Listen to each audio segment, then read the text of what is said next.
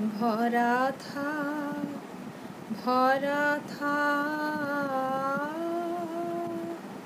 স্মৃতির সুধায় বিদায়ের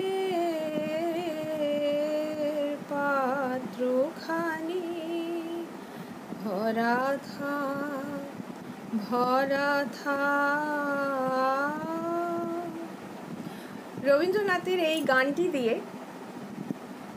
আমি শুধু এইটুকুই বলতে চাইছি যে প্রকৃতি খুব একগুঁয়ে, মানে যেটা বলবে, যেটা চাইবে সেটা হবেই হবে। এটা এর জন্য আমি বলছি যে যার যাওয়ার সে চলে যাবে, শুধু স্মৃতিটুকুই রয়ে যায় মনের ভেতরে, মনের গভীরে।